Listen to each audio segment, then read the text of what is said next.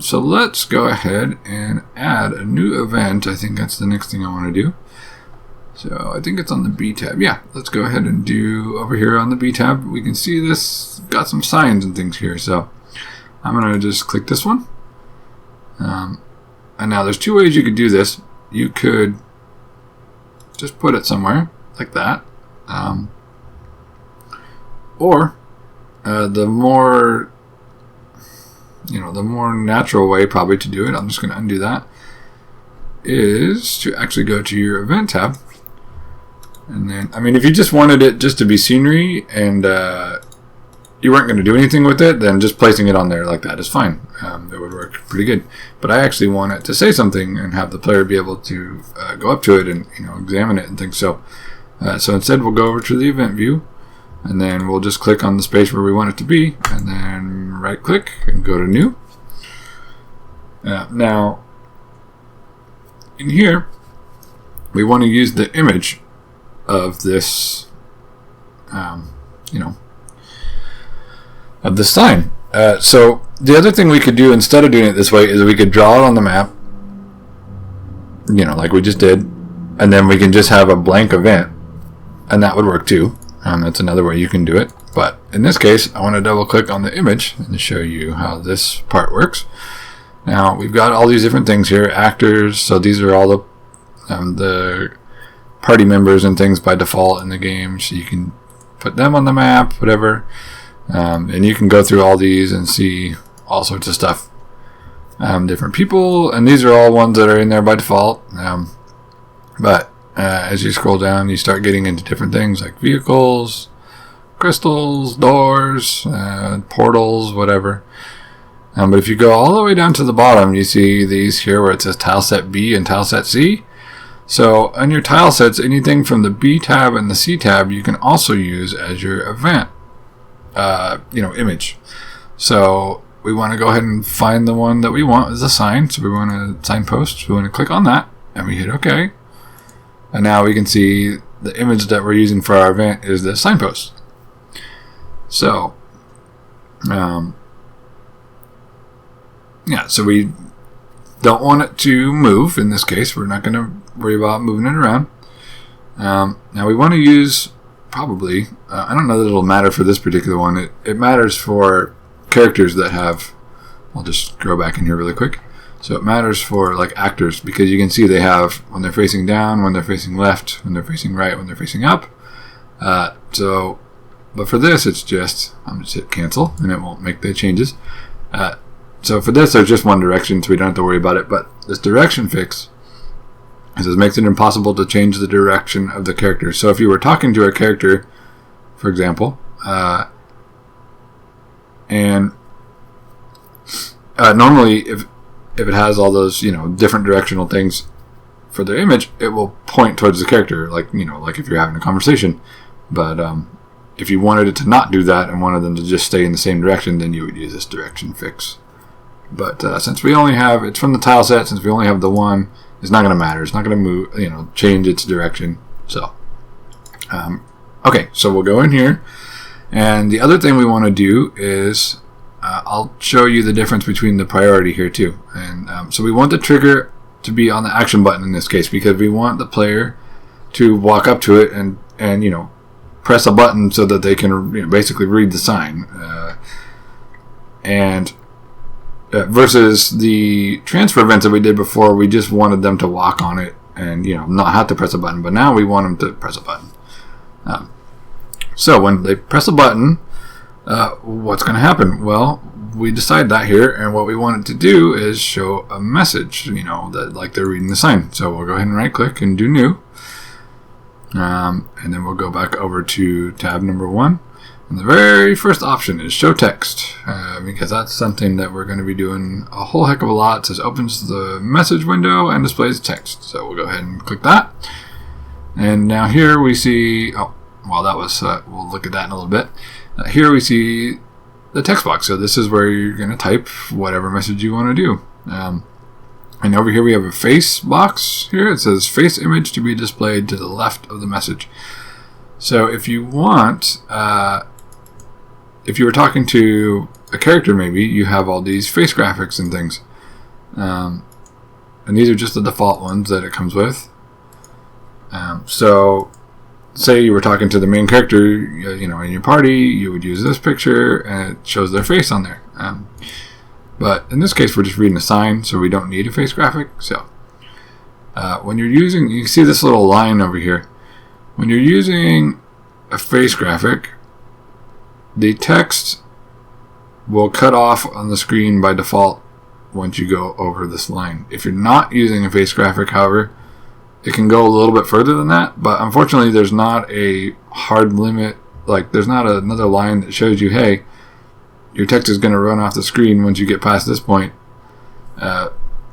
So it takes a little bit of getting used to, unfortunately, because you can just keep going way off the screen here, and it's, I'm still typing, and you can see it's still going and going and going, but it will cut off your text after a certain point.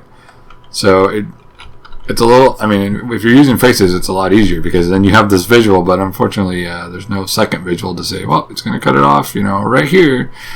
So you'll commonly be typing something out, especially if it's like a long dialogue with a character or something, and then when you go to playtest it, you'll see that your text is unfortunately cut off of the off the screen, and you have to go back in and it. So I'm just gonna, just to show you an example of what I'm talking about, I'm just going to type out as I'm talking, and I'm going to make it a really long sentence so that it for sure cuts off the screen text. And so, and we'll go back in and delete that, obviously, but the actual text I want to do is maybe we'll just say a signpost, so we can do north to the main road, or maybe I can just do something a little more simple. Main road ahead. Okay, so here we go. With this background stuff, we can see these other menus here. This is background type of the message. So we've got window, dim, and transparent. And these are all a little bit different. We'll check those out a little bit in a little bit later. So window position at the bottom says position to display the message on the screen. So you can do it at the top of the screen, right in the middle of the screen, or at the bottom of the screen. Most of the time, it's up to you, but it's a little bit easier to do most messages on the bottom. But there'll sometimes be reasons where you'd want to do top or middle. And that's, you can do preview. So preview here. So it kind of shows you, if you do this preview, it's like I'm just going to type out as I'm talking, and I'm going. See, you can see that the text kept going off the screen. So that helps you in determining how far it's going to work. Looks like it did cut it off actually at that line, even with the face. I'm not sure if that takes into account the not having a face graphic, but it can help you to just get kind of an idea. But let's test that out actually. So we'll go ahead and hit OK. So say this was our text, and that's what we wanted to show up. The trigger is action button. So if we leave this at below characters, what will happen with this is the player will actually have to stand on top of the sign to be able to press the button and read the sign. But that's not what we want in this case. We want this to be something that stops the player from moving on it. We want it to be at the same the same level as characters, the same priority as characters. So you can think of it like below characters is like the ground that you would walk on. Same as characters is like an object that you might run into. It's at the same height as you, and above maybe it would be like, I don't know, a bird in the sky, or something like that, where it would be above you, and you're not going to run into it.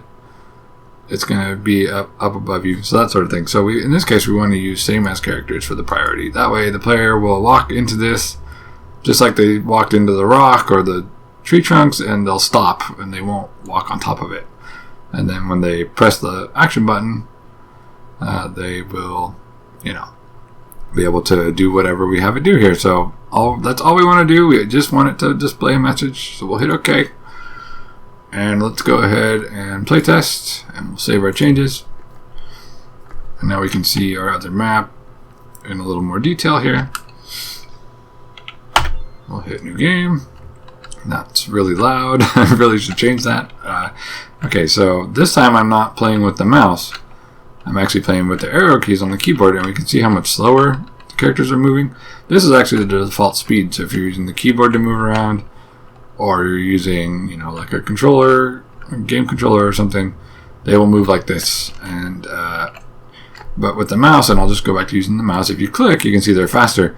So when you're using the mouse, it automatically makes it so the dash is on by default. So you always dash when you're playing with the mouse, basically. And I think that's just for convenience sake. I'm not really sure why they decided to do it that way, but they did. So dash is always on when you're on the mouse. So they're running around pretty fast, but the actual normal speed, I'll just move the mouse out of the way. The actual normal movement speed is like this. And if you wanted to dash, you can. By default, you can hold down the shift key on the keyboard while you're moving around with the arrow keys, and it'll make the characters dash just like they are, you know, moving with the mouse. But so this is the default speed. So your actual walking speed will look like this, unless you're playing with the mouse. So I'll go back to using the mouse just for convenience sake here. So one thing I didn't check, and I want to see. Okay, so you can, okay, good. So you can't walk there. I was gonna say I wasn't sure. I couldn't remember if these black tiles were passable or not, but it doesn't look like they are. Or it might be because I also had it underneath the trees stuff. But okay, so here we have our signpost. So now when we click on it, we won't walk over it, but we'll be able to read it, and it displays this message. I'm just going to type this out as I'm talking. So I'm going, okay, so it does look like that. That line that it showed in there was the cutoff spot for the text. So maybe I'm misremembering and it's not even that far over. Let me just actually test it. Okay, so let's close this and go back into double click. I do want to see if we add a face graphic. I'm just going to use the main character one just to test. And if I hit preview over here, does it? Okay, so it does actually account for that. All right, so yeah. So, okay, so you can still, I was a little bit mistaken about that.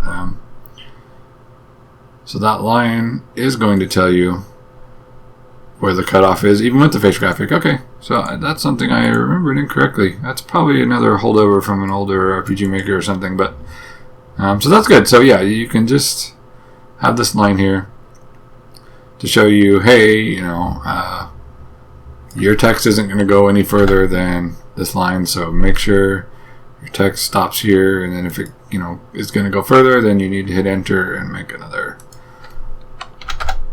you know, make another line down below that.